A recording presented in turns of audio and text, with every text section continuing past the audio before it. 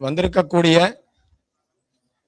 அதிதிவரியர்களுக்கும் பிராம்சுபாலர் அவர்களுக்கும் நம் கல்லூரியின் மாணவ மாணவிகள் அவர்களுக்கும் இந்து சமய மன்றத்தின் அதில் பயின்று அதில் இருக்கும் விஷயங்களை அதிகரிப்பவர்களுக்கும் இத்தருணத்தில் ஸ்வாகதம் சொல்லி ஸ்வாகத பாஷணம் சொல்லும்படியான மனோவாக்காயங்களால் திரிகரணங்களுடன் ஸ்வாகத பாஷணம் செய்ய நம் கல்லூரியின் தமிழ்துறை தலைவர் ஐயா அவர்களை பிரார்த்திக்கிறேன்.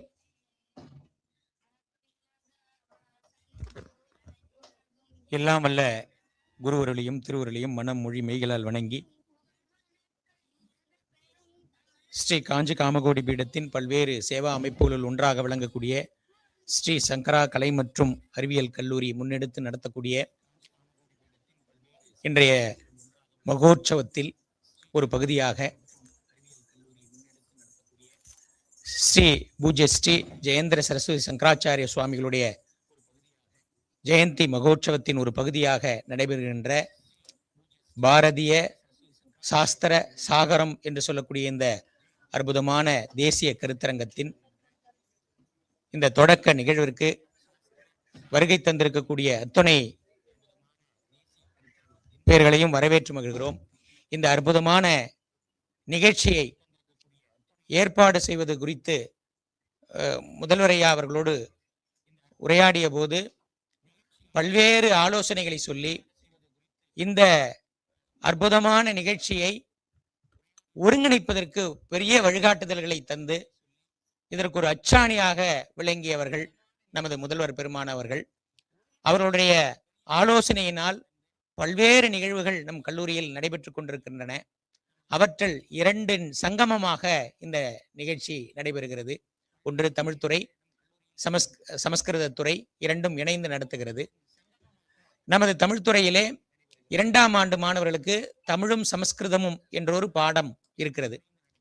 அந்த பாடத்தின் ஒரு பகுதியாக அதே போல இந்து சமய மன்றம் நமது ஸ்ரீமடத்தின் சமய சமுதாய கலாச்சார அமைப்பாக விளங்கக்கூடிய இந்து சமய மன்றத்தின் மூலமாக இந்த ஆண்டு இந்து சமய அடிப்படைகளும் வாழ்வியல் நெறிகளும் என்றொரு சான்றிதழ் படிப்பை நடத்த ஏற்பாடு செய்திருக்கிறார்கள். அதே போல தமிழ்துறையின் வழியாக சைவ சித்தாந்தம் என்று சொல்லக்கூடிய பாடம் தொடர்ந்து 2 ஆண்டுகளாக மிகச்சிறப்பாக ஒரு தொகுப்பு நடந்திருக்கிறது. அதற்கு முன்பு தமிழ் பண்ணிசை, மரபிசை, அதுக்கப்புறம் சைவ சித்தாந்தம் தொகுப்பு அதெல்லாம் நடந்தது. ஒரு கிட்டத்தட்ட 5 ஆண்டுகளாக தொடர்ந்து நடைபெற்றுக் கொண்டிருக்கிறது. அதுல கடைசியாக 2023 ஏற்பட்ட புதிய பாடத்திட்டத்தின்படி ஒரு சுற்று, அதாவது ஒரு பட்டய வகுப்புக்கான 4 தாள்கள் நிறைவேறிய நிலையில் மீண்டும் ஒரு பட்டயத்திற்கான 2வது சுற்று இப்பொழுது தொடங்குகிறது. அதனுடைய அடிப்படையாக இருக்கிற முதல் தாள் சைவ சமயமும் சைவ சித்தாந்தமும் அறிமுகம் என்று சொல்லக்கூடிய ஒரு தாள். அந்த தாளுக்கும் இந்து சமய மன்றத்தின் மூலமாக நடத்தப்படக்கூடிய இந்து சமய அடிப்படைகளும் வாழ்வியல் நெறிகளும் என்று சொல்லக்கூடிய அந்த சான்றிதழ் படிப்புக்கும் பொதுவான சில பகுதிகளாக இருக்கக்கூடியது இந்திய பாரதிய சாகரத்தை உணரக்கூடிய ஒரு பகுதி. அதுதான் முதல் அலகு இரண்டிற்குமே. அந்த 2 அலகையும் குறித்து சிந்திப்பது, அதிலே ஆழங்கால் பட்ட பெரிய அருளாளர்கள், அதிலே சாஸ்திரத்திலே ஊறிய பெருமக்களை கொண்டு நடத்துவதுதான் பொருத்தம் என்ற நிலையிலே முதல்வர் அவர்களுடைய வழிகாட்டுதலின்படி சமஸ்கிருத துறையோடு இணைந்து ஒரு கருத்தரங்கமாக இதை ஏற்பாடு செய்திருக்கிறோம். அதுவும் இந்த அற்புதமான புதுப்பிரிவர்களுடைய ஜெயந்தி மகோற்சவத்தின் போது இதை நடத்துவது என்பது குருவருளும் திருவருளும் நமக்கு சித்திக்கிற ஒரு அற்புதமான ஏற்பாடாக அமைந்திருக்கிறது. இந்த அற்புதமான ஏற்பாட்டிற்கு காரணகர்த்தாவாக விளங்கக்கூடிய நமது கல்லூரி முதல்வர் பேராசிரியர் கலைராம வெங்கடேசன் ஐயா அவர்களை வருக வருக வருக என்று வரவேற்று மகிழ்கிறேன். இதை சொன்ன மாத்திரத்தில் மிகச் சிறப்பாக அத்தனை அறிஞர் பெருமக்களையும் ஒருங்கிணைத்து மிகச் சிறப்பாக ஏற்பாடு செய்திருக்கக்கூடிய சமஸ்கிருத துறை தலைவர் ஐயா ஸ்ரீசைலம் அவர்களை வருக வருக என்று வரவேற்று மகிழ்கிறேன்.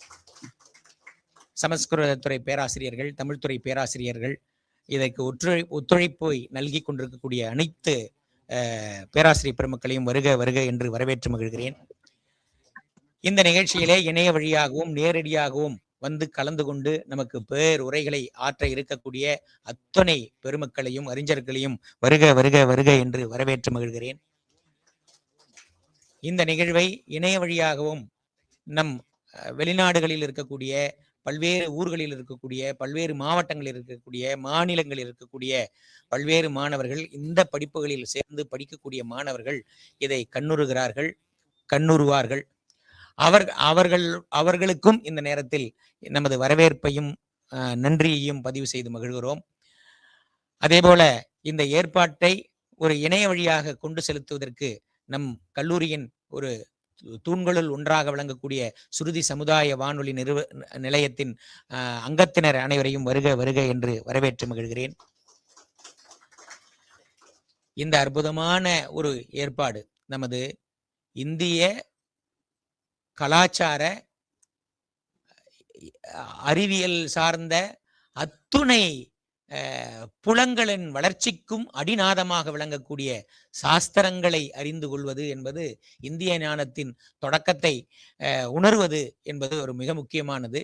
அந்த அற்புதமான ஞானக்கடலில் குளிப்பதற்காக, அதை பருகுவதற்காக, அதில் அருகிலிருந்து தரிசிப்பதற்காக வருகை தந்திருக்கக்கூடிய உங்கள் அத்துணை பேரையும், மாணவ செல்வங்கள் அனைவரையும் வருக வருக என்று வரவேற்று இடம் சாருகிறேன். நன்றி, வணக்கம்.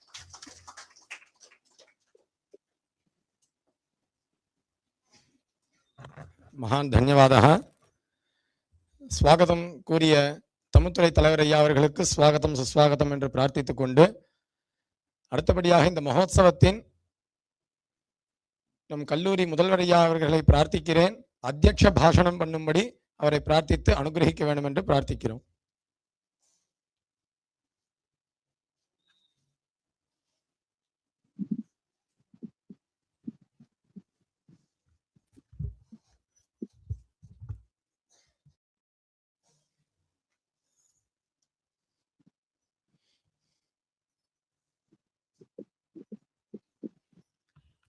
பாரதிய சாஸ்திர சாகரம் என்ற இந்த அற்புதமான நிகழ்ச்சியை காஞ்சி காமகோடி பீடாதிபதி ஜெகத்குரு ஸ்ரீ ஜெயேந்திர சரஸ்வதி சுவாமிகளினுடைய 92வது ஜெயந்தி விழா மகோத்சவத்தின் ஒரு பகுதியாக நாட்டிலே இருக்கக்கூடிய பல்வேறு சிந்தனையாளர்கள், சாஸ்திரிகள், வேதாந்திகள், மிகச்சிறந்த சான்றோர் பெருமக்கள் இவர்களை வைத்து இந்து சமய அடிப்படைகளும் வாழ்வியல் நெறிகளும் என்ற ஒரு சான்றிதழ் படிப்புடன் சேர்த்து அதனுடைய தொடக்க விழாவாகவும் இந்த விழாவானது நடைபெறுகிறது. இதை அற்புதமாக ஏற்பாடு செய்திருக்கக்கூடிய தமிழ்துறை தலைவர் திரு ராதாகிருஷ்ணன் அவர்களுக்கும், சமஸ்கிருதத்துறை தலைவர் திரு ஸ்ரீசைலம் அவர்களுக்கும் மிகுந்த பாராட்டுகளை தெரிவித்துக் கொள்கிறோம். நம்முடைய நாடு உலகிற்கே கலையையும் கலாச்சாரத்தையும் பண்பாட்டையும் பறைசாற்றுகின்ற, போதிக்கக்கூடிய ஒரு நாடாக நம்முடைய பாரத தேசம் விளங்குகிறது. அரிது அரிது மானிடராய் பிறத்தல் அரிது என்று சொல்வார்கள். அப்படி மானிடராய் பிறந்தாலும் பாரத தேசத்திலே பிறப்பது என்பது மிகவும் அரிதான ஒரு விஷயமாகும். அப்படி பாரத தேசத்திலே பிறந்தாலும் தமிழ்நாட்டிலே பிறப்பது என்பது மிக மிக அரிதான ஒரு விஷயமாகும். அப்படி தமிழ்நாட்டிலே பிறந்தாலும் இப்படிப்பட்ட கலை கலாச்சார பண்பாட்டு விழுமியங்களை எல்லாம் அறிந்து கொண்டு அதன்படி வாழ்வது என்பது மிகவும் அரிதான ஒரு விஷயமாகும். கல்வியில் சிறந்த தமிழ்நாடு, புகழ் கம்பன் பிறந்த தமிழ்நாடு, வள்ளுவன் தன்னை உலகினுக்கே தந்து வான்புகழ் கொண்ட தமிழ்நாடு என்று பாரதியார் பாடுகிறார். நம்முடைய கலாச்சாரத்திற்கு முக்கியமான பகுதிகள் வேதம், புராணம், இதிகாசம் என்பது முக்கியமான ஒரு அங்கமாக 3 அங்கங்களாக விளங்குகிறது. முதலில் தோன்றியது வேதங்கள். சிவபெருமானுடைய உடுக்கை சப்தத்திலிருந்து வேதங்கள் தோன்றி அந்த வேத சப்தங்கள் எல்லாம் உலகம் முழுவதும் பரவி அந்த வேத சப்தங்கள் மூலமாக உலகினிலே பல்வேறு ஜீவராசிகளும் செடி கொடிகளும் மனிதர்களும் விலங்குகளும் இன்புற்று வாழ்வதற்கான மந்திரங்களை அந்த வேத மந்திரங்கள் ஒலித்துக் கொண்டிருக்கின்றன. எழுத்து வடிவமில்லாத அந்த வேத மந்திரங்கள் வழிவழியாக அது பாரம்பரியமாக பின்பற்றப்பட்டு வாழையடி வாழையாக வளர்ந்து கொண்டிருக்கிறது. வேதத்தை புரிந்து கொள்வது என்பது, வேதத்தினுடைய தத்துவங்களை புரிந்து கொள்வது என்பது வேதம் படித்தவர்களாலேயே இயலாத ஒரு காரியமாக இருக்கிறது. வேதத்தை ஓதுவது என்பது ஒன்று, அந்த வேதத்திலே குறிப்பிடக்கூடிய தத்துவங்களை உணர்வது என்பது வேறு ஒரு விஷயம். அது ரொம்ப கஷ்டமாக இருக்கிறது என்று மக்கள் உணர்ந்தபடியால் அதற்கு ஏற்றபடி புராணங்கள் என்பது அதற்கு பின்னால் தோன்றியது. சிவரகசியம் என்ற ஒரு பகுதி இருக்கிறது. பெரிய புராணம் என்று தமிழிலே புராணம் இருக்கிறது. திருவிளையாடற் புராணம் என்று இறைவனுடைய பல்வேறு திருவிளையாடல்களை எடுத்துச் சொல்லக்கூடிய புராணம் என்பது இருக்கிறது. ஒரு தலத்திற்கும் தல புராணம் என்று இருக்கிறது. சோ இந்த புராணங்கள் எல்லாம் வேதத்திலே சொல்லப்படக்கூடிய நெறிகளை எளிமைப்படுத்தி நம்முடைய வாழ்க்கையிலே அதை எப்படி மரங்களை பாதுகாக்க முடியும், எப்படி நீர்நிலைகளை எல்லாம் பாதுகாக்க முடியும், எப்படி அம்மாவை பாதுகாக்க முடியும், எப்படி அப்பாவை பாதுகாக்க முடியும், எப்படி உறவினர்களை எல்லாம் விருந்தினர்களை எல்லாம் நாம் போஷிக்க வேண்டும் என்பதையெல்லாம் குறித்து கூறப்படுவதுதான் இந்த புராணங்கள். அதுவும் கஷ்டமாக இருக்கிறது என்று நமக்கு எது கொடுத்தாலும் நல்ல விஷயங்களை கொடுக்கும்போது அது பிடிக்காது, கஷ்டமாக இருக்கும். மருந்து கொடுத்தால் எப்படி நமக்கு பிடிப்பதில்லையோ, வாயெல்லாம் கசப்பாக இருக்கிறதோ, ஆனால் உடம்புக்கு நல்லது. பாகற்காய் என்பது உடம்புக்கு ரொம்ப நல்லது, அது கசப்பாக தான் இருக்கும், ஆனால் அதை நாம் சாப்பிட மாட்டோம். அதுபோல இந்த புராணங்களும் கஷ்டமாக இருக்கிறது என்று மக்கள் கருதியதால் நாள்பட அதற்கு பிறகு இதிகாசங்கள் தோன்றியது. ராமாயணம், மகாபாரதம் போன்ற இதிகாசங்கள். வாழ்வை எப்படி நாம் வேத நெறிப்படி தர்ம நெறிப்படி வாழ வேண்டும். தர்மோ விக்கிரகவான் ராமஹா, ராமோ விக்கிரகவான் தர்மஹா என்று தர்மத்தினுடைய மறு உருவமாக ராமன் விளங்குகிறான். அந்த ராமாயணத்திலே நாம் பல்வேறு விஷயங்களை பார்க்கிறோம். நண்பன் என்பவன் எப்படி இருக்க வேண்டும், அரசன் என்பவன் எப்படி இருக்க வேண்டும், அண்ணா தம்பி எல்லாம் எப்படி இருக்க வேண்டும், ஒரு மனைவி எப்படி இருக்க வேண்டும், ஒரு மனைவி எப்படி இருக்கக்கூடாது, ஒரு போர் வீரன் என்பவன் எப்படி இருக்க வேண்டும்.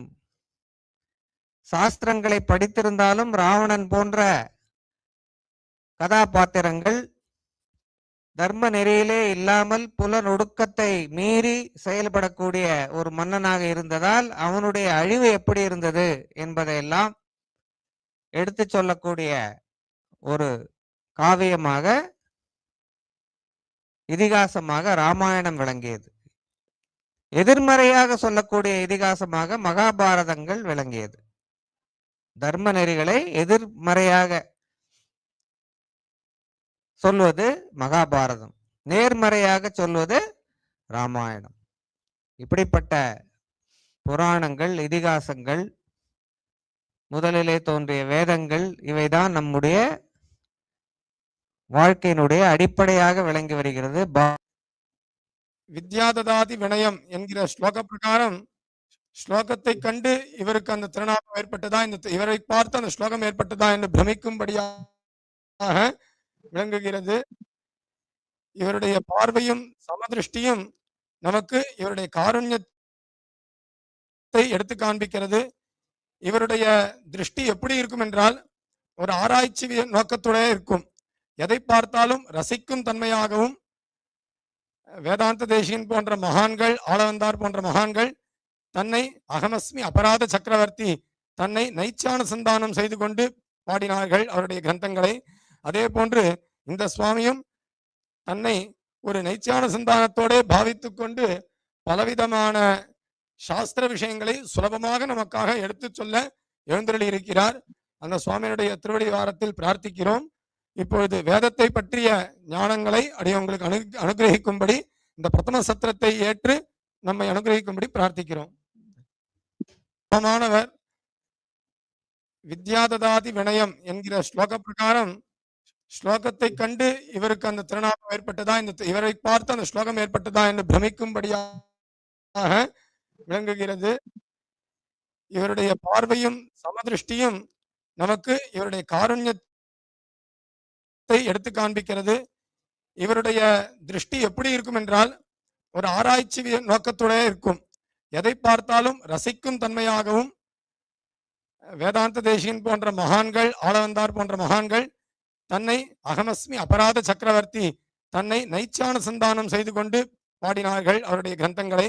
அதே போன்று இந்த சுவாமியும் தன்னை ஒரு நைச்சானுசந்தானத்தோட பாவித்து கொண்டு பலவிதமான சாஸ்திர விஷயங்களை சுலபமாக நமக்காக எடுத்து சொல்ல எழுந்தருளி இருக்கிறார். அந்த சுவாமியுடைய திருவடி வாரத்தில் பிரார்த்திக்கிறோம். இப்பொழுது வேதத்தை பற்றிய ஞானங்களை அடியவங்களுக்கு அனுகிரகிக்கும்படி இந்த பிரதம சத்திரத்தை ஏற்று நம்மை அனுகிரகிக்கும்படி பிரார்த்திக்கிறோம். வியாகராமி, இன்று எனக்கு கொடுக்கப்பட்டுள்ள தலைப்பு வேத மகிமையை பற்றி பேசுவது. சம்ஸ்கிருத மொழிகளில் நிறைய நூல்கள் உள்ளன. இந்த சம்ஸ்கிருத மொழி இரண்டு விதமாக பிரிக்கப்படுகின்றது. ஒன்று வைதிக சம்ஸ்கிருதம், இன்னொன்று லௌகிக சம்ஸ்கிருதம். வைதிக சம்ஸ்கிருதம் என்பது வேதத்தை சார்ந்தது. இது வேத காலத்திலிருந்து அதை சம்பந்தப்பட்ட என்னென்ன நூல்கள் இருக்கின்றதோ அதை பற்றி பேசக்கூடியதுதான் இந்த வைதிக சம்ஸ்கிருதம் என்பது. லௌகிக சம்ஸ்கிருதம் என்று இருக்கிறது. அதாவது காவியங்கள், நாடகங்கள், தூதங்கள், சம்பூக்கள், இது மாதிரி நிறைய காவிய வகைகள் இருக்கின்றன. அவைகளை பற்றி பேசக்கூடியது லௌகிக சம்ஸ்கிருதம். இப்படியாக வைதிக சம்ஸ்கிருதம் என்றும் லௌகிக சம்ஸ்கிருதம் என்றும் இரண்டு வகையாக பிரித்தாளப்படுவதால் காலமும் இரண்டு விதமாக ஆயிற்று. வைதிக காலம் என்றும் லௌகிக காலம் என்றும். இவ்விரண்டிலும் முதன்மையானது வைதிக காலம்தான். பொதுவாக நிறைய அறிஞர்கள் பலவிதமாக ஆராய்ச்சி செய்துள்ளார்கள். இப்பொழுது தற்காலத்திலே எது எடுத்தாலும் கிறிஸ்துவ காலத்திற்கு பிறகு, கிறிஸ்து காலத்திற்கு முன்பு என்று எடுத்துக்கொள்வதால் 1500 கிறிஸ்து பிறப்பதற்கு முன் வரை, அதற்கு முன்னே, அதிலிருந்து 200 ஆண்டுகள் வரை இந்த வேத காலம் பரவி இருந்ததாக பொதுவாக எல்லா ஆராய்ச்சி வல்லுநருடையும் கருத்து. அதற்கு பின்னரே லௌகிக காலம், அதாவது லௌகிக சம்ஸ்கிருத காலம் தொடங்கிற்று என்று எல்லோராலும் ஏற்றுக்கொள்ளப்பட்டது. வேத காலத்தில் முக்கியமாக இடம்பெறுபவை வேதங்கள், வேதாங்கங்கள். இவையெல்லாம் வேத காலத்தின் அடிப்படை நூல்களாகும். இதன் மூலம் நாம் வேதங்களை தெரிந்து கொள்ள வேண்டும். வேதத்தினுடைய மகிமை என்ன? வேத பிரணிகிதோ தர்மோ ஹ்யதர்மஸ் தத் விபர்யயः வேதோ நாராயண சாட்சாத் ஸ்வயம்பூரிவ சுஷ்ரும என்று ஸ்ரீமத் பாகவதம் கூறுகிறது. வேதம் நிர்ணயித்ததே தர்மமாகும், அதற்கு எதிரானது அதர்மமாகும். வேதம் நேரடியாக பகவான் ஸ்ரீமன் நாராயணின் திருவுருவமாகும் என்று பரம்பரையாக நாம் கேட்டறிந்துள்ளோம். வேதம் என்ற சொல்லின் பொருள் பலவிதமாக இருக்கின்றது. அதாவது அறிவு என்னும் பொருளை உணர்த்துவதாகவே இந்த சொல் அமைகிறது. வித் என்ற தாத்து, வித் என்பதன் மூலம் அறிதல் என்று பொருள்படுகிறது. இதன் மூலம் தர்மம், அர்த்தம், காமம், மோட்சம் ஆகிய 4 புருஷார்த்தங்களையும் அறிய முடிகிறது. இந்த 4 புருஷார்த்தங்கள் என்பது என்னவென்றால் தர்ம, அர்த்த, காமம், மோட்சம், அறம், பொருள், இன்பம், வீடு. இவையெல்லாம் தமிழிலே உறுதி பொருட்கள் என்று சொல்லப்படுகிறது. Values are virtues. வித் அடுத்ததாக வித் என்ற ஒரு தாத்துவிலிருந்து, அதாவது வித் என்றால் இருத்தல் என்ற பொருளில் வருகிறது.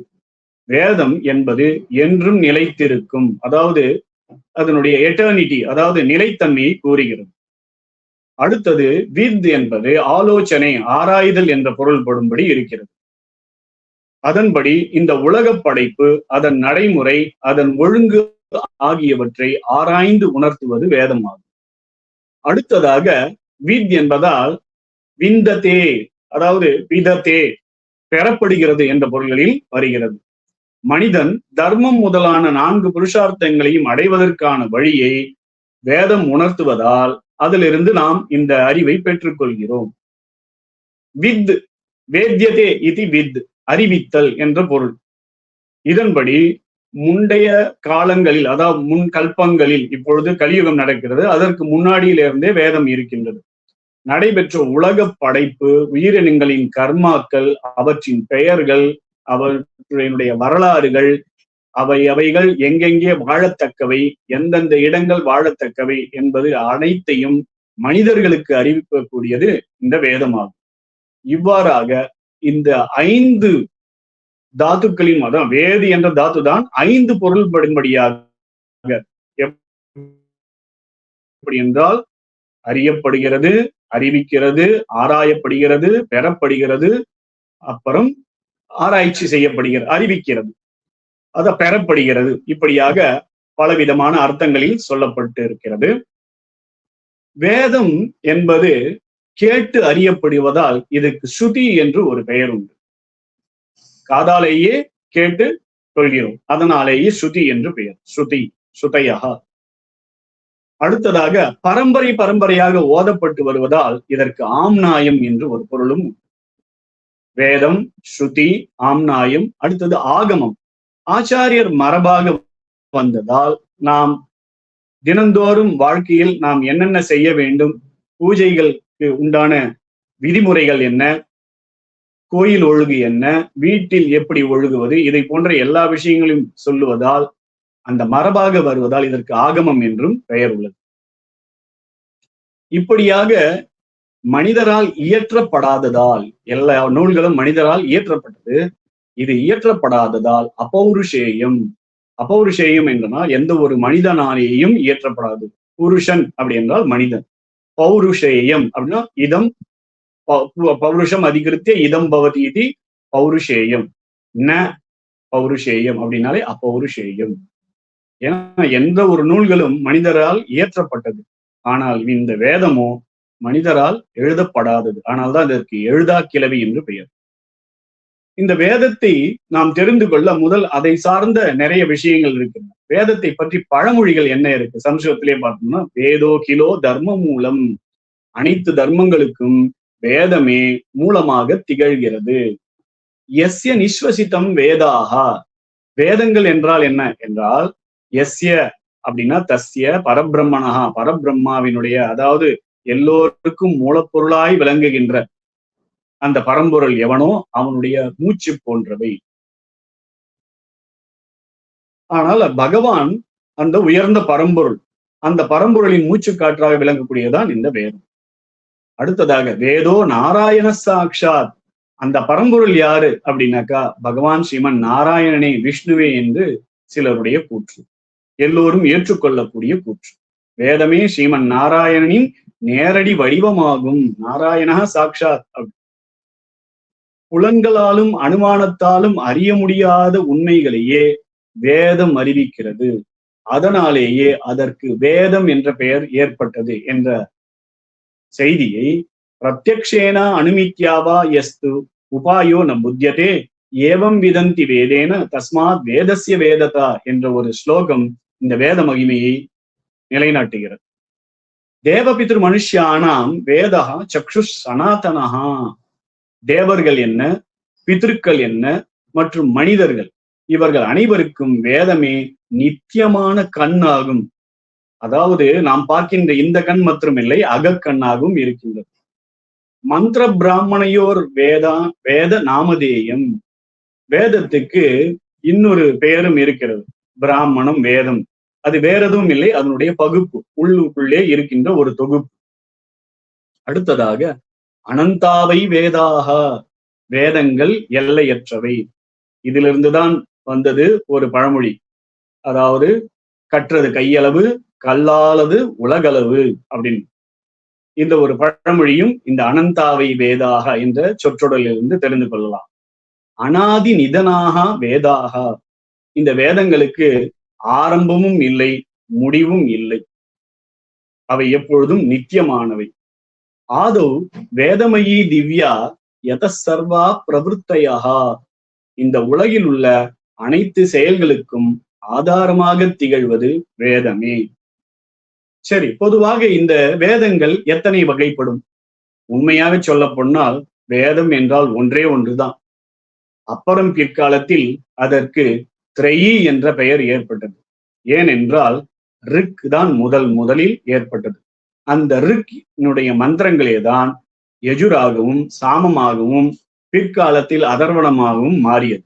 அது ஏனென்றால் அதனுடைய பிரயோஜனங்கள், அதாவது அவற்றை நாம் எவ்வாறெல்லாம் கையாளுகின்றோம் என்ற கருத்தை ஒற்றி இந்த வேதங்களை 4ஆக பிரித்தார் மகர்ஷி வேதவியாசர். அதனால்தான் அவருக்கு வேதவியாசர் என்று பெயர் ஏற்பட்டது.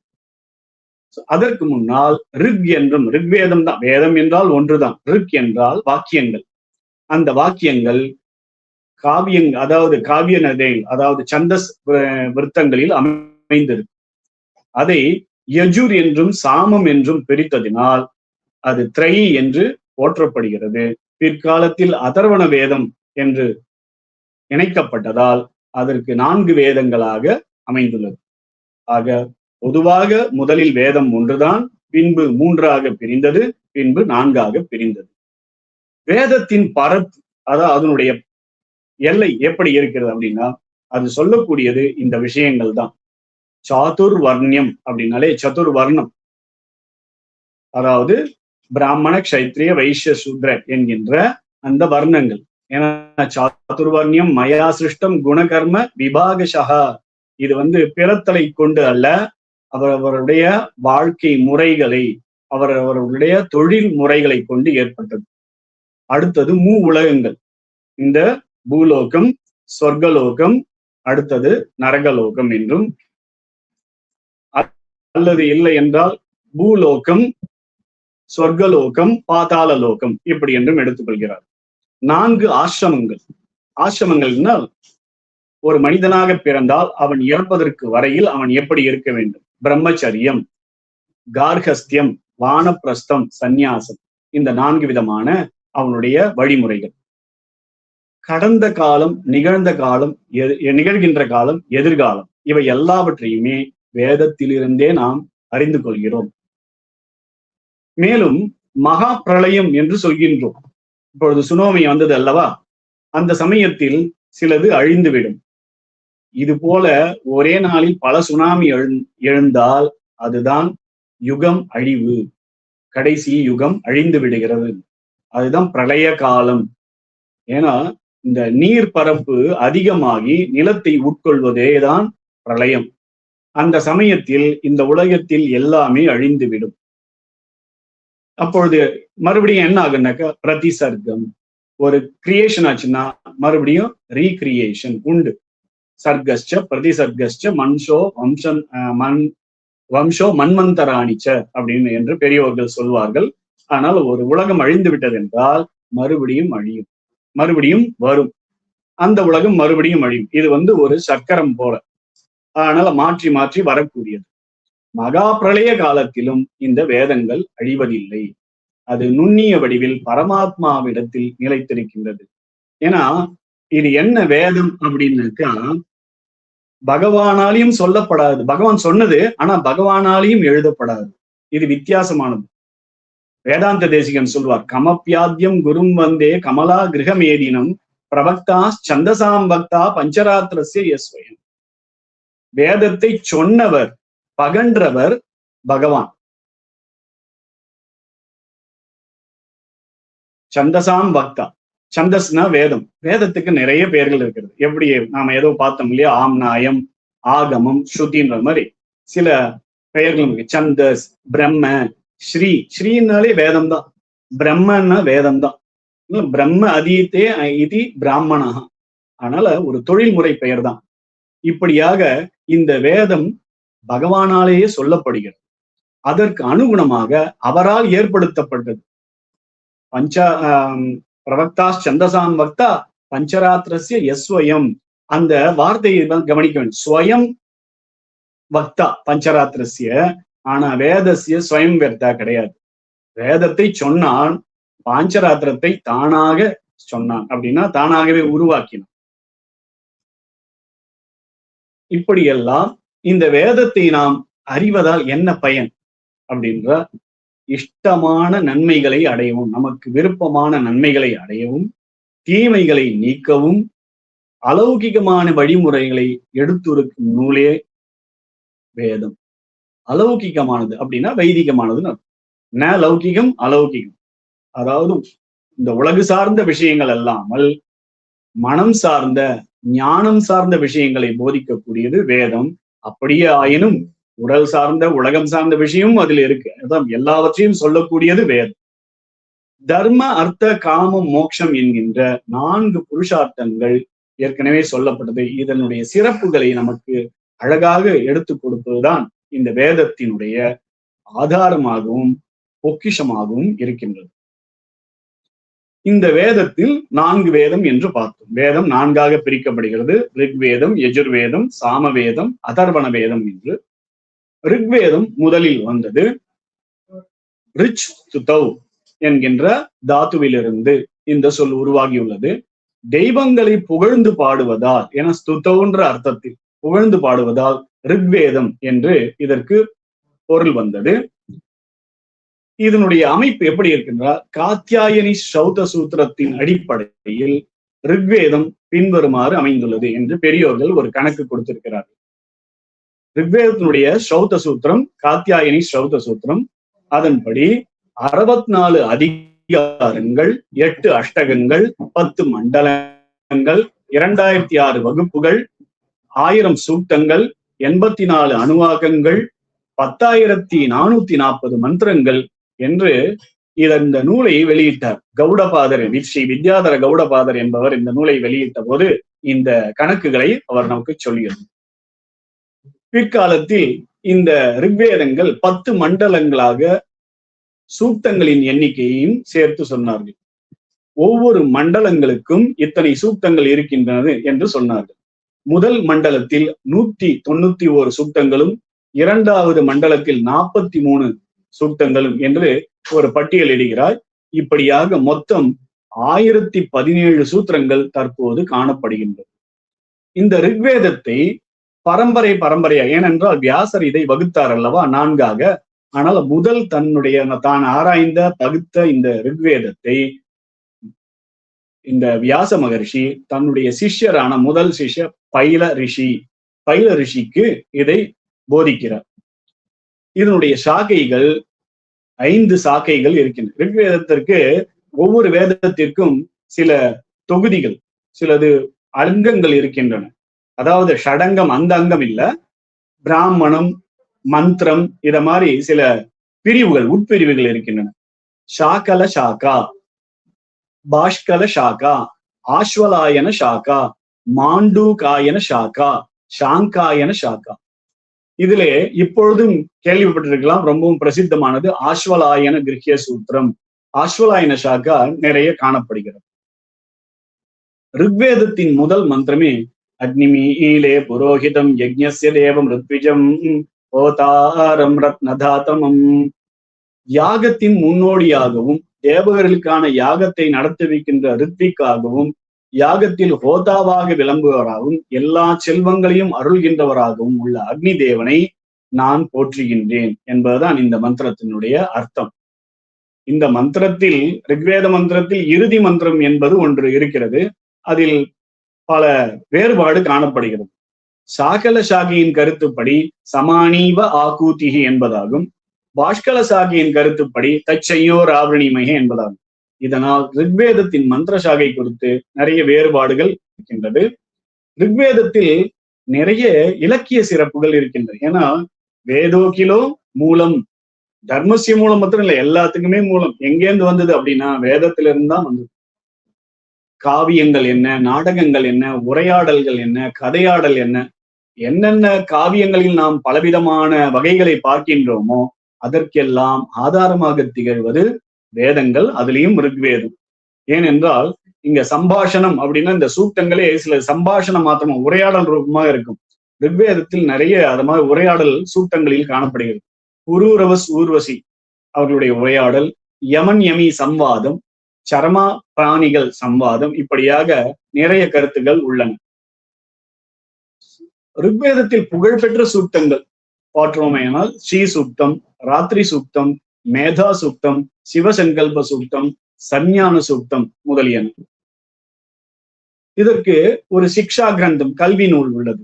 ரிக்வேதத்தினுடைய சிக்ஷா சௌனக சிக்ஷா, வாசிஷ்ட சிக்ஷா என்று பெயர்.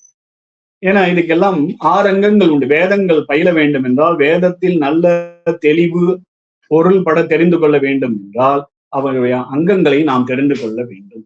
அது என்ன? ஷடங்கம். அது என்னன்னாக்கா சிக்ஷா, வியாக்கரணம், சந்தகா, நிருக்தம், கல்பம், ஜோதிஷம் என்று 6 விதம். இதெல்லாம் என்னன்னாக்கா நம்ம இந்த காலத்துல எப்படி மாணவர்கள் ஆக்சிலரிஸ் அலைட் சப்ஜெக்ட்ஸ் படிக்கிறோமோ அது மாதிரி வேதம் மெயின் மேஜர், அதுக்கு இதெல்லாம் அலைட்ஸ். இந்த அலைட் சப்ஜெக்ட்ஸ் எப்படின்னாக்கா வேதத்தை ஒட்டி வருகின்றது.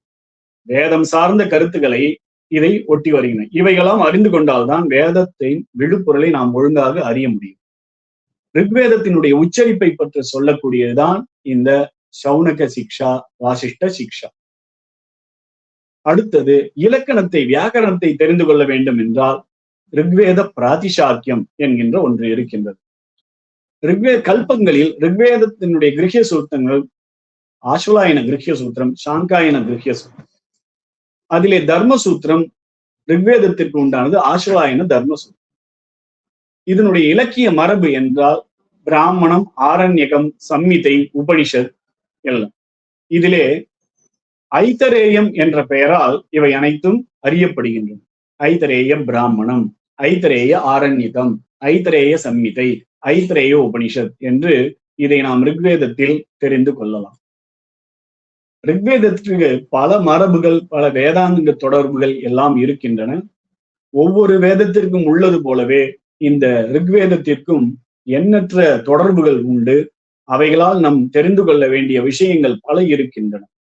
காலம் கருதி நான் சுருக்கமாக எல்லாவற்றையும் சொல்கின்றேன்.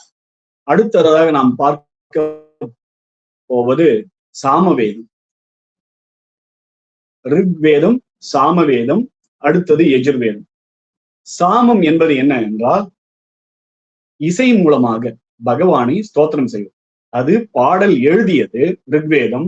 அதையே இசையின் மூலம் பயன்படுத்தி நாம் இதை பாடுவதால் இதற்கு சாமவேதம் என்று பெயர். இசை, இனிமையாக பாடல், இசையுடன் பாடப்படும் மந்திரம். இதற்கு காந்தர்வ வேதம், சாமவேதம்ல ஒரு வகைதான் காந்தர்வ வேதம். அது சங்கீதம். அதனால இது இசையின் வேதம் என்றே நாம் சொல்லலாம். சாமவேதத்தினுடைய சிறப்பு என்னவென்றால் வேதானாம் சாமவேதோஸ்மி என்று சொல்கின்றார் பகவான் கிருஷ்ணன் கீதையிலே. விபூதி யோகத்திலே சொல்கின்றார், எவையெல்லாம் சிறப்பாக இருக்கின்றனோ அவையெல்லாம் நான் அப்படி என்று சொல்கிறார். அக்ஷரானாம் அகாரோஸ்மி துவந்த சாமாசிகஸ்திச் அப்படி சொல்லும் பொழுது வேதானாம் சாமவேதோஸ்மி பிருகத் சாம ததா சாம்னாம். சாமம் 7 வகை சாமம் இருக்கின்றது. அதிலே பிருகத் சாமம் என்பது நானாக இருக்கின்றேன் என்று பகவத்கீதையிலே சாமவேத மகிமையை சொல்கின்றார்.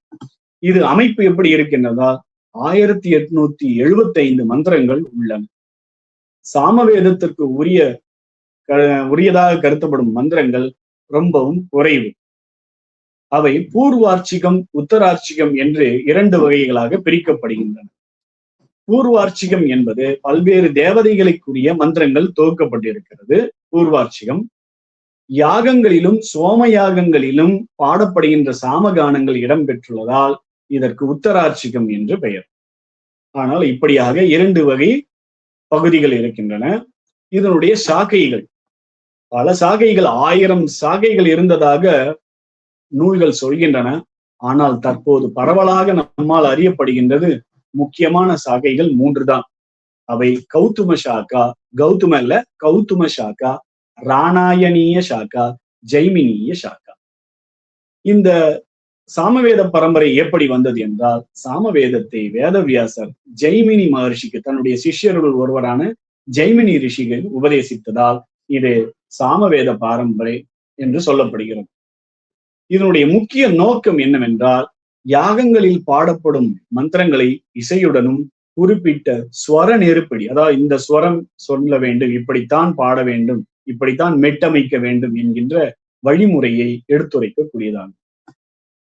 இதனால் சாமவேதம் இந்திய இசை மரபின் அடிப்படையாக திகழ்கிறது. சாமவேத மந்திரங்கள் வெறுமனே ஓதப்படுவதில்லை. அவை குறிப்பிட்ட ஸ்வரங்கள், இசையமைப்புகள் மற்றும் கான முறைகள் ஆகியவற்றின் அடிப்படையில் பாடப்படுகின்றன. இந்திய சங்கீதத்தின் தோற்றத்திற்கு அடிப்படையாக அமைந்தது, யாகங்களில் பாடப்படும் மந்திரங்களுக்கு இசை வடிவம் அளித்தது, வேத பாராயணத்தில் ஸ்வரத்தின் முக்கியத்துவத்தை நிலைநாட்டியது, இந்திய இசை, கானம் மற்றும் வேத பாராயண மரபுகளின் வளர்ச்சிக்கு பெரிதும் அடித்தளமாக அமைந்தது. ஏன் ஆனானப்பட்ட அந்த ராவணனே சாமகானம் பாடித்தான் அந்த பரமசிவனை மகிழ்வித்தான் என்று பெரியோர்கள் சொல்வார்கள். இது மந்திரங்கள் தொகுப்பு மட்டுமல்ல, இசை, பக்தி, யாகம், ஸ்வரசாஸ்திரம் மற்றும் ஆன்மீக அனுபவத்தை நமக்கு ஒருங்கே அளிக்கக்கூடியதுதான் இந்த சாமவேதம். அடுத்ததாக யஜுர்வேதம்.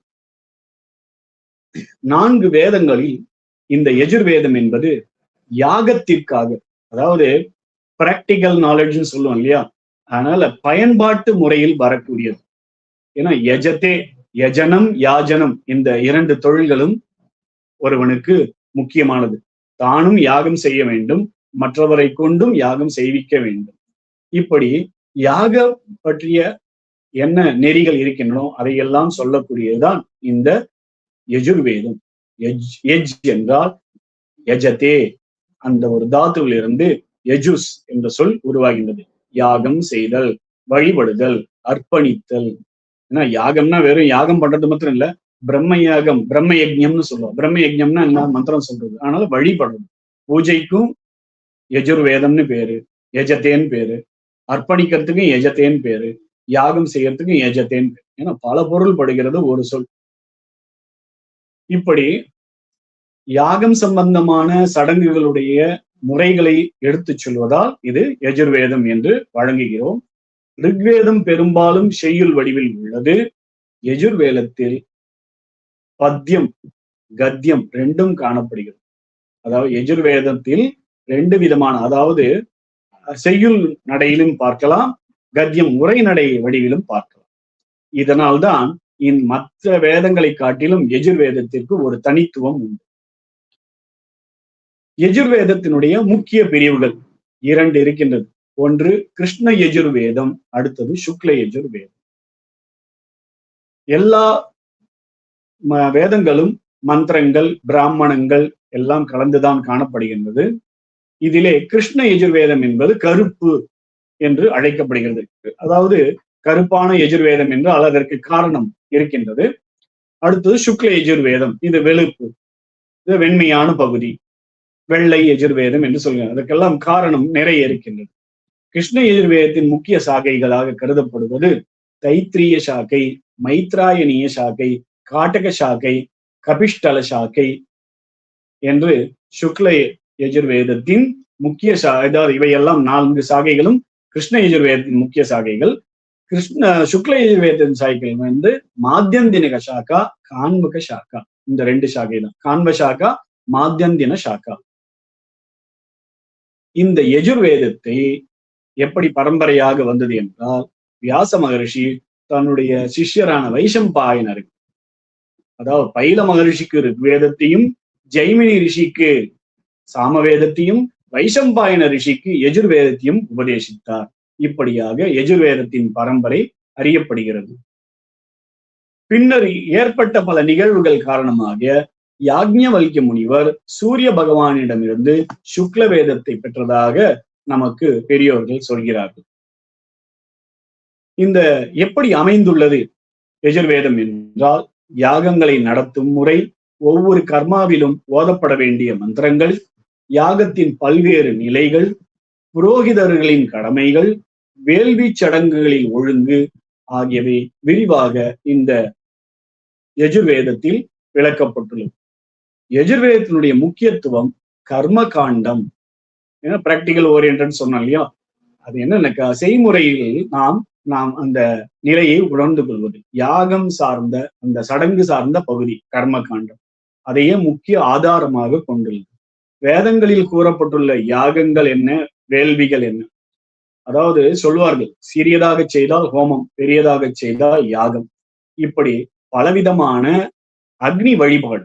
ஏன்னா அக்னி இல்லையே எந்த ஒரு சடங்கும் இல்லை. இப்படி அக்னியை கொண்டு என்னென்ன யாகங்கள் செய்கின்றோமோ அதற்கு முறையாக நடைபெறுவதற்கு அடிப்படை வழிகாட்டியாக அமைவது யஜுர்வேதம். இது வெறும் தொகுப்பு மட்டுமல்ல, நம்மளுடைய கடமை, செயல், ஒழுங்கு அதிலே டிசிப்ளினா இருக்கும், அதாவது ஒழுக்கத்தோட இருக்கணும். நம்மளுடைய தர்மம் என்ன, இந்த யாக வாழ்க்கை, இவையெல்லாம் ஒருங்கிணைக்கக்கூடியதுதான் இந்த யஜுர்வேதம். யஜுர்வேத மரபில் பல சம்மிதைகள் தோன்றின. அவற்றில் தைத்திரிய சம்மிதை, அதாவது பல நூல்கள் வந்தன.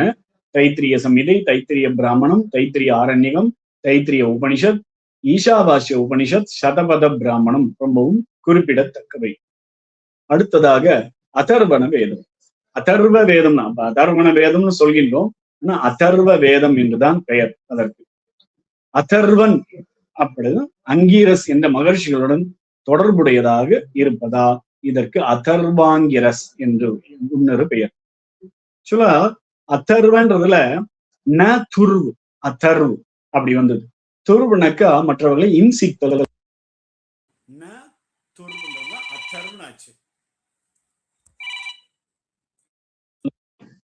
இதற்கு அதர்வாங்கிரஸ் என்று பெயர் உண்டு. அதர்வண வேதத்திற்கு, அதர்வ வேதத்திற்கு. நாம் சொல் வழக்கில் அதர்வண வேதம் சொல்லிவிட்டதால் நான் பேசும்போது கூட அதர்வண வேதம் என்றே சொல்கிறேன். பிழைக்கு மன்னிக்கவும், அதர்வ வேதம் என்றே சொல்ல வேண்டும்.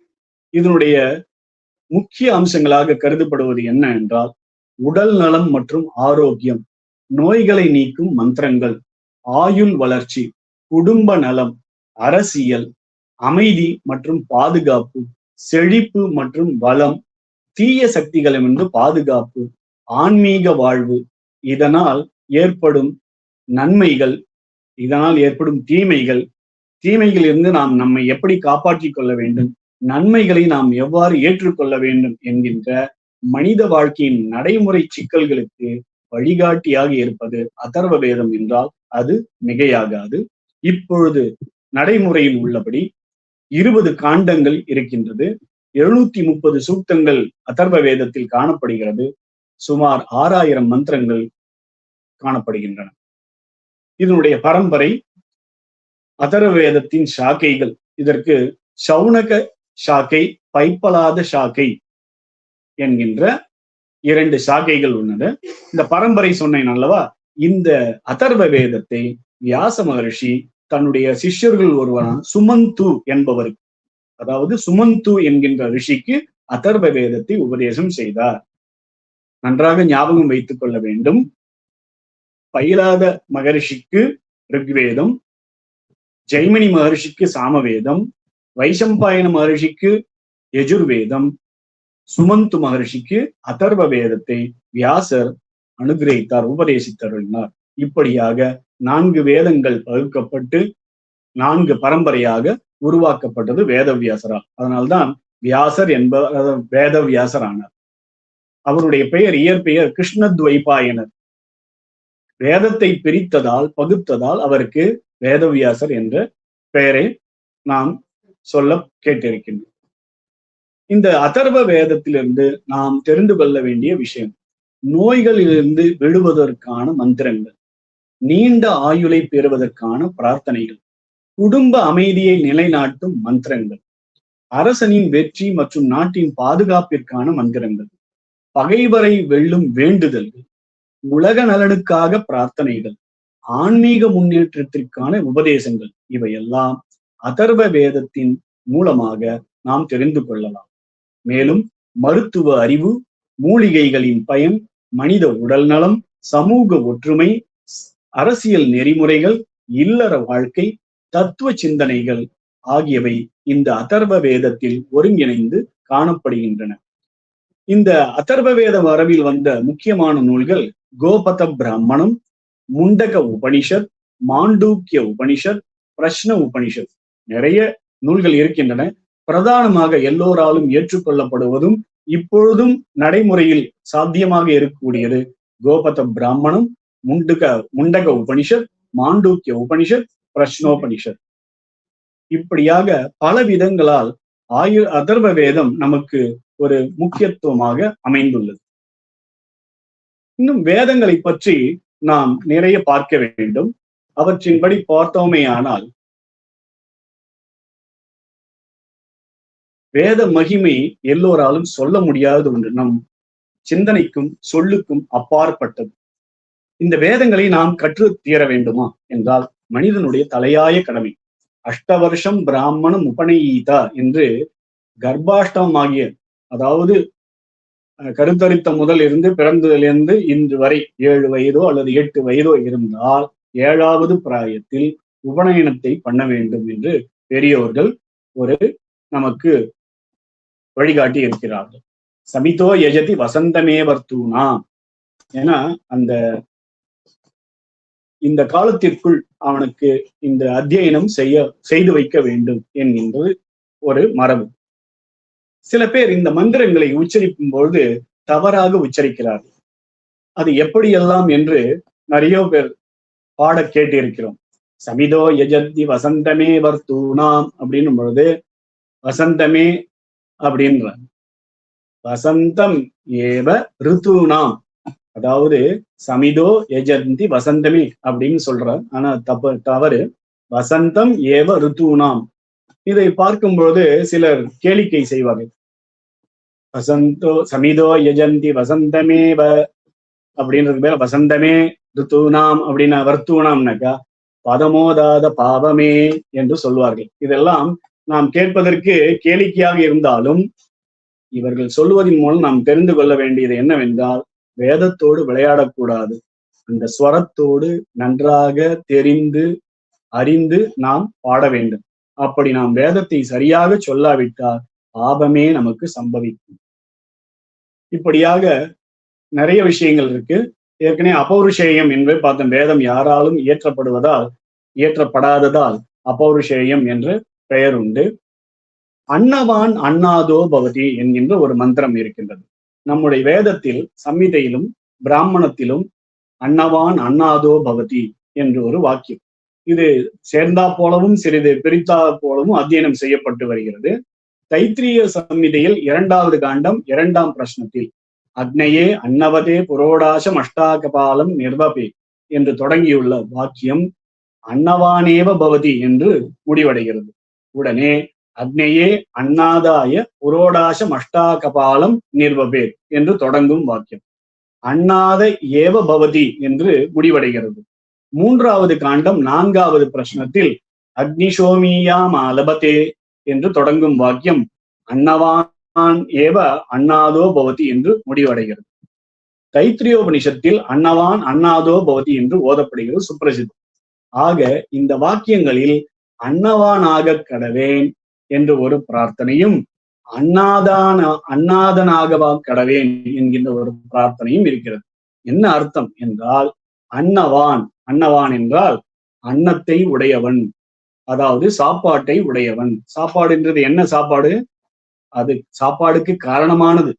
அதாவது உலகில் நாம் என்னென்னவெல்லாம் அனுபவிக்கின்றோமோ அவைகளுக்கெல்லாம் அன்னம் என்றே பொதுவான பெயர் வேதத்தில் சொல்லப்பட்டுள்ளது. ஒரு லௌகிக சம்ஸ்கிருதத்தில் அன்னம் என்றால் சாப்பாடு, வைதிக சம்ஸ்கிருதத்தில் நாம் என்னென்ன துய்க்கிறோமோ நாம் என்னென்ன அனுபவிக்கிறோமோ அது எல்லாம் அன்னம் என்று பெயர். சில பேர் காவேரி பாசனத்தில் எமக்கு 1000 வேலி நிலம் உண்டு எனக்கு 2000 வேலி நிலம் உண்டு என்று சொல்றார். அதான் நிறைய விவசாயிகள் விவசாயம் செய்து நிறைய பயிர்களை உற்பத்தி பண்ணுகிறார்கள். ஆனால் அவர்கள் சாப்பிடுவது கஞ்சியும் கூழும் தான். அதனால் அவர்கள் யாருக்காக இதையெல்லாம் விவசாயம் செய்யலாம்? பிறருக்காக. தான் அனுபவிப்பதில்லை.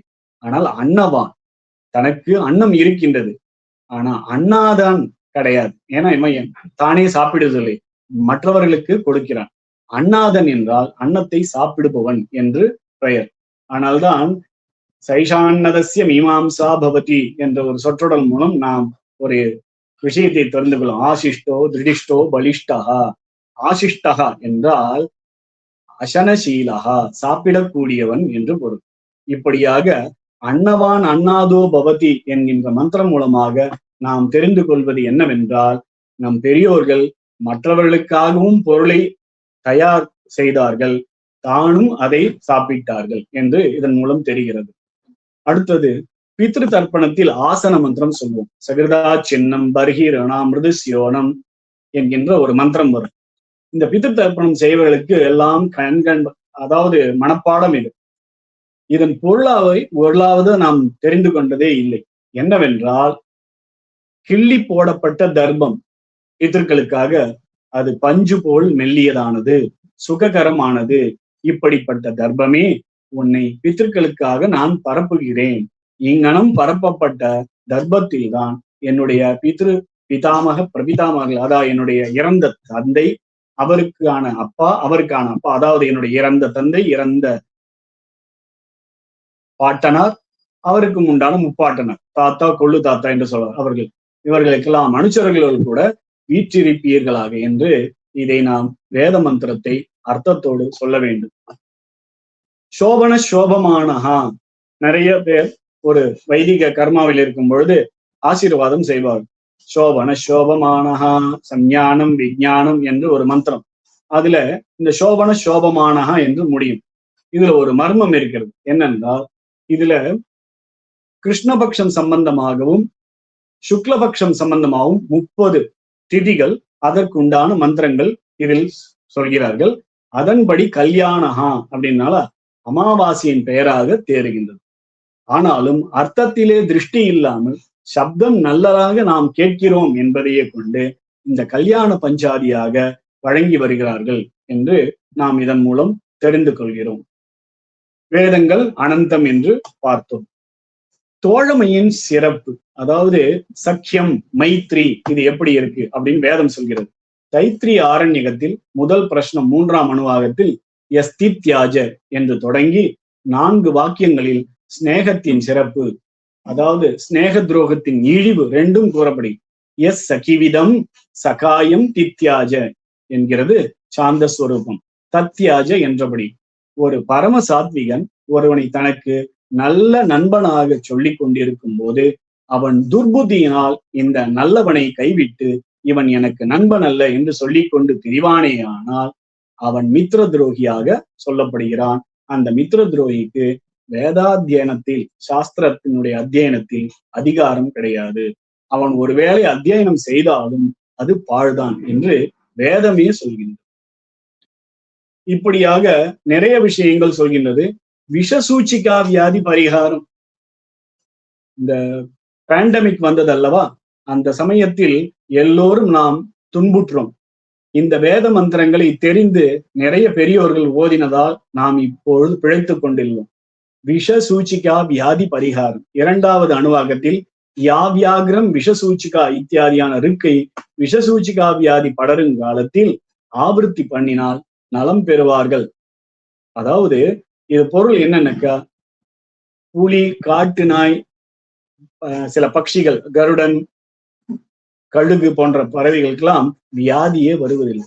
ஏனென்றால் அவர்களுக்கெல்லாம் ஜீரண சக்தி உண்டு, நமக்கு ஜீரண சக்தி கிடையாது. அதனால் தான் இப்படி ஒரு நோயால் தாக்கப்படுகிறோம். இந்த வியாதியானது எஜமானனை விட்டு அகலக்கடுவது என்று இந்த மந்திரங்கள் சொல்கின்றன. லௌகிக மருந்துகளை காட்டிலும் இத்தகைய வேத வாக்கியங்களும் சிறந்த மருந்து என்பது வைதிகர்களின் நோக்கு. அப்படியாக வேதம் சார்ந்த விஷயங்களும் வேதத்தின் உள்ள பல மர்மங்களும் நாம் தெரிந்து கொள்ள நிறைய புத்தகங்களை படிக்க வேண்டும். நிறைய வேத விற்பனர்களை அணுகி அவர்களிடம் நாம் நிறைய தெரிந்து கொள்ள வேண்டும். இப்படியாக வேதத்தின் விழுப்பொருளை நிறைய ஆழ்வார்களும் நாயன்மார்களும் அனுபவித்துள்ளார்கள்.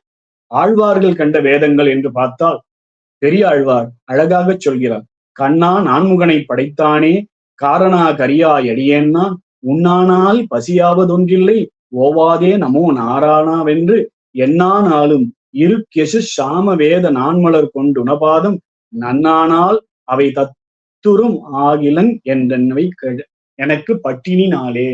அதாவது பகவானே, உன் பேர் சொல்லாதனாலும் உன் புகழ் பாடுகின்ற வேதங்களை சொல்லாதனாலும் எனக்கு நான் என்ன சாப்பிட்டாலும் இதை சொல்லாத போது அந்த நாள் தான் பட்டினான் நாள் தான். ஏன்னா எப்பொழுதும் இறைவனை நினைக்க வேண்டும் என்கின்றது பெரியாழ்வாருடைய கணிப்பு. துணையில்லாத தொன்மறை நூல் மந்திரங்கள் மாமுறை முனிவன் வேள்வி என்று குலசேகர ஆழ்வார் சொல்கிறார். மிக்க வேதியர் வேதத்தின் உட்பொருள் நன்மையால் மிக்க நான்மறையாளர்கள் என்று மதுரகவி பாடுகிறார். இப்படி பலவாறாக நம் வேத கருத்துக்களை ஆழ்வார்களும் நாயன்மார்களும் சொல்லிக் கொண்டிருக்கிறார்கள். காலம் கருதி சிலவற்றை உங்களிடம் பகிர்ந்து கொள்கின்றேன். மறைகலந்த ஒளி பாடலோர வள்ளர் திருஞான சம்பந்தர் மந்திரங்கள் ஏதுவார் மந்திர வேதங்கள் ஓதுவார் வேதமெல்லாம் மென்முறையால் விரித்தோன் என்ற ஒருவனார் வேதநூல் பயில்வது வாயிலே நான்மறையின் ஒளி தோன்றும் என்று சம்பந்தரும் பேசுவது திருவாயன் மறைபோலும் வேதமொழியார் என்று மாணிக்க வாசகரும் ஆரங்கமாய வருவா மறைபோதியை என்று திருமூலரும் நான்கும் நின் வாய்மொழி என்று நக்கீரரும் மறைகள் ஈசன் சொல் என்று சிவஞான சித்தியாரும் அரணை மறவேல் திருமாலுக்கு அடிமை செய் என்று ஔவையாரும் ஓதாமல் ஒரு நாளும் இருக்க வேண்டாம் என்று தனிகை உலகநாதனும் இறுதியாக வேதம் நிறைந்த தமிழ்நாடு என்று பாரதியாரும் சொல்லுவதால் இந்த வேதங்களை நாம் கற்று தீர வேண்டும். வேதங்களை கற்றுக்கொள்ள முடியவில்லை என்றால் வேதங்கள் சொன்ன பல விஷயங்களை பெரியோர்களிடமிருந்து நாம் தெரிந்து கொள்ள வேண்டும். வேதாந்த தேசிகன் என்கின்ற வைணவ பெரியார் வேதத்தை எப்படியெல்லாம் கையாளுகிறார், வேதத்தினுடைய மகிமையை எப்படியெல்லாம் சொல்கிறார் என்பது அவருடைய பல ஸ்தோத்திரங்களில் சொல்லப்படுகின்றது. இந்த முதல்லேயே சொன்னேன், சமாஹார சாம் நாம் பிரதிபதமுச்சாம் தாமயஜம், ரிக்வேதம் என்ன, யஜுர்வேதம் என்ன, சாமவேதம் என்ன, எல்லாம் அவைகளுக்கு இருப்பிடமாக இருப்பவன் இவன்.